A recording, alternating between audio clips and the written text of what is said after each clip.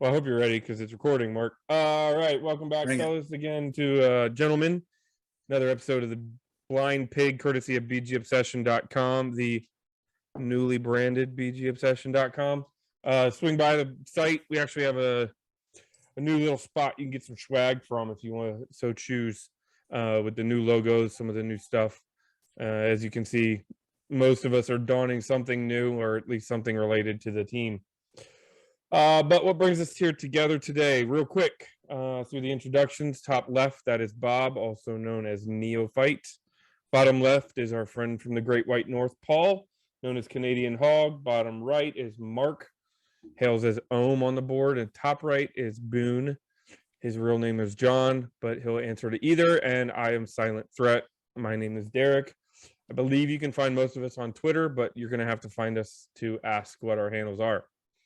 Please feel free to drop by bgobsession.com. I'm also going to throw out there right now all of the things that we're going to talk about, all the players, most of which will have highlight packages in a thread on the board. So if you want to kind of look back at some of the highlight packages about people that we've been talking about, maybe the highlight packages that jumped out at us, we'll get those shared in the next day or two. Most will be YouTube. They will be credited to whoever made them because none of us have graphic skills that good. Hence the podcast we run. Anyways, I am going to throw things first to Paul, who I believe had guards. Paul, or did you go all offensive line, or is there anybody other named Trevor Penning that we want to draft? Yeah, no, I stuck to, well, I shouldn't say I stuck to, I addressed the entire offensive line. So I looked at 2 interior guards and I looked at 1 person who is strictly a tackle as well. So that being said, just a few things that I would like to share in regards to the thought process that I had for presenting guys today. I honestly don't think that we are going to be addressing the offensive guard position in either of our first 2 picks. We had a pretty solid offensive line, as we all know, from last year. We're bringing back 4 of our 5 starters from a year ago, and I throw Wes Schweitzer in there because he has started 18 games for us over the past 2 years. And over and above that, we're bringing in a former All-Pro in Andrew Norwell. So long story short, I think that we're a pretty solid offensive line. You don't need a starter. You're definitely looking at depth positions. If last year taught us anything, you can't have enough depth along the offensive line. We do have a little bit of insurance on the interior. Sadiq Charles had 4 starts. Keith Ismail had a few starts a year ago as well. And Tyler Larson had 3 starts. But as mentioned, we can certainly benefit from some added depth. So the guys that I'm going to be presenting today are not going to be big name players.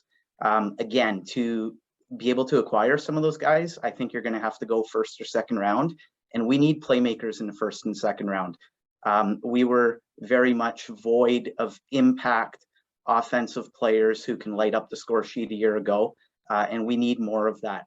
So what I did in trying to come up with a few guys that we might look at is I looked at a few of the tendencies of Ron Rivera in the past with who he has acquired since he's come here with offensive line picks. And there are a few traits that stood out to me. He always looks at bringing in guys who are smart, who have a lot of college experience, who are versatile, who are very mobile and athletic, and on top of that, have a little bit of a nasty edge to them. 3 guys that he's brought in the past are Keith Ismail, Sadiq Charles, and Sam Cosme. All 3 of those guys check off those boxes for smarts, experience, versatility, athleticism, and nastiness. Keith Ismail had 38 starts in college, Sadiq Charles had 28, and Sam Cosme had 34. So I think we're going to follow that same blueprint, looking for those types of players. I have 3 guys that I'm going to get to. My first one, and one of the ones that I really like, out of Central Michigan, is Luke Godecki. There's been a lot of talk about Bernard Raymond, who's going to go really high, who's the left tackle from Central Michigan. But Luke Godecki quietly had a pretty solid college career himself. He missed his 2020 season with a knee injury, but he had a really, really solid start in 2021. The interesting thing about him is he's a converted tight end. So he is, I would say, the one player that doesn't, from this group, that doesn't fit the experience criteria that I talked about for things that Rivera looks like, but he's been a quick study and he's been a quick learner.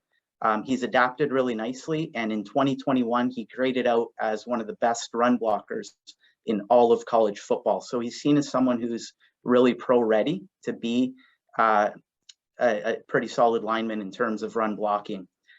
In 2021, he didn't allow any sacks and only 4 hurries. So there's been a lot of progress in regards to pass protection as well. He checks off the athleticism box. He's seen as being a guy who can really climb to the second level well.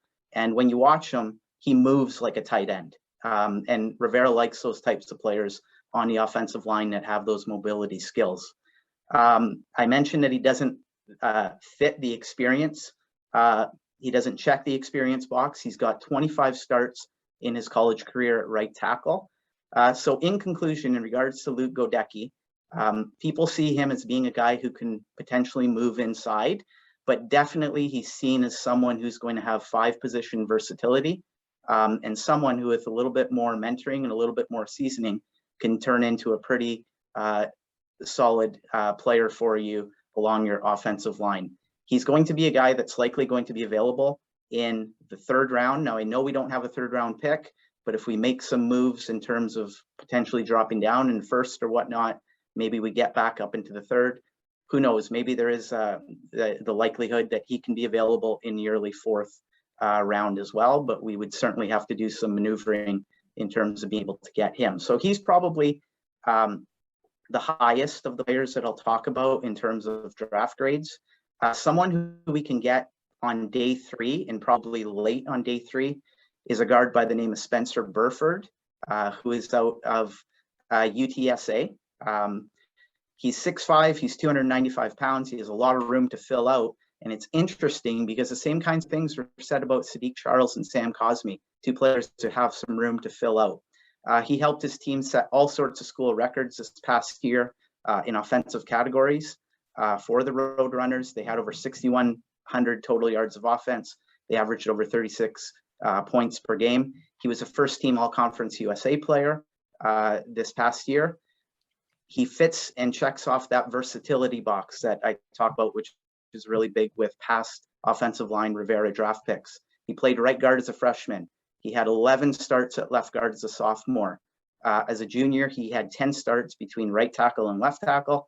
And as a senior, he had 14 starts at left tackle. So he has all of that versatility and experience that Ron Rivera looks for in his offensive line draft picks. Another guy who's really athletic. He was seen as one of the better players in terms of movement skills at the NFL Combine. He's considered to be really, really good in the screen game and pulling as well. He's often complimented as well for having a really good sense of competitive toughness. Again, this is another player, much like Luke Godecki, who would probably have to move inside to guard in the NFL, is what people are saying. But he's regarded as being someone who can be a high-level backup.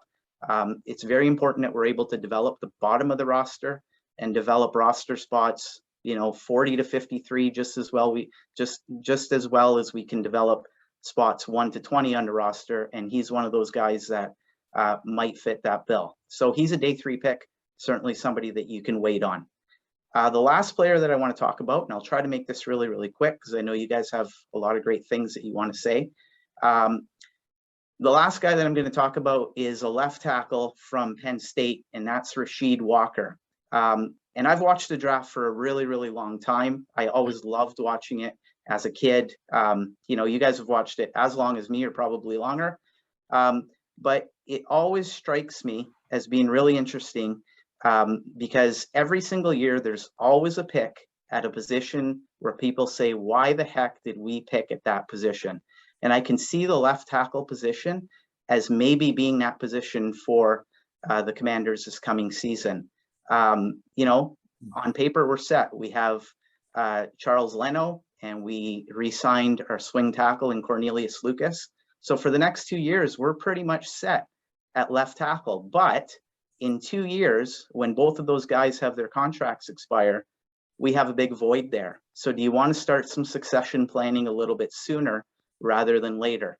A player like Rasheed Walker out of Penn State maybe gives you that opportunity just to have a guy, you know, sit on the bench, have a guy like Matt Skos develop him and give him the time to grow into the position. And who knows, maybe potentially take over one day. So with Rasheed Walker, this is a guy who's 6'6", he's 313 pounds. He's only strictly played left tackle at Penn State. He doesn't have that positional versatility like a lot of the other guys, but he meets the experience. He checks off the experience box, 32 career starts at Penn State.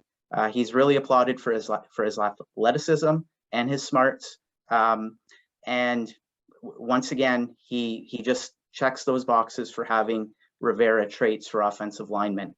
He's seen as having really good size, power, and length, and he is potentially seen as being someone who can eventually start in the NFL.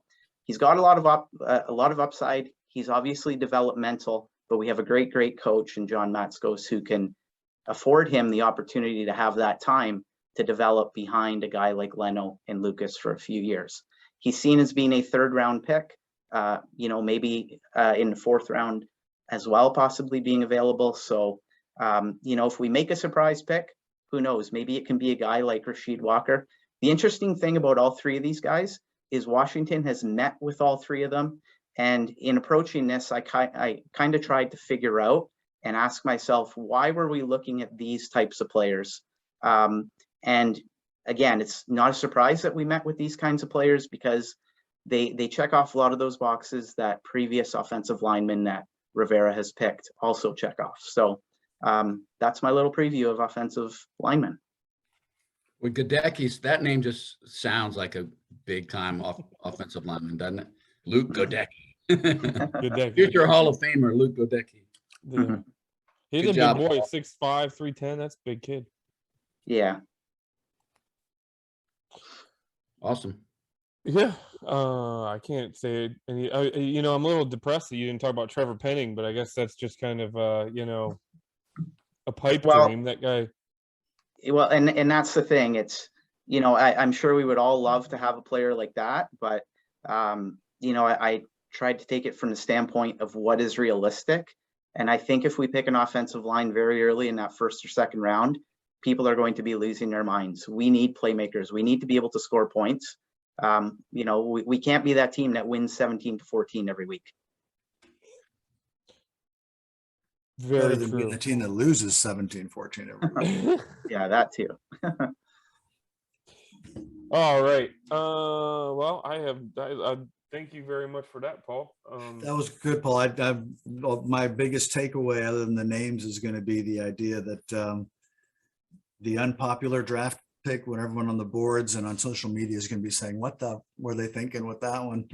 But the idea of building offensive line depth, considering where we've seen in the last 10 years, where your offensive line starts getting decimated, and you're not prepared with 2nd and 3rd level guys, your season's over. So I would not complain about seeing 2nd, certainly even 4th round. I could easily see us taking an O lineman if they find someone that meets all those criteria you were talking about.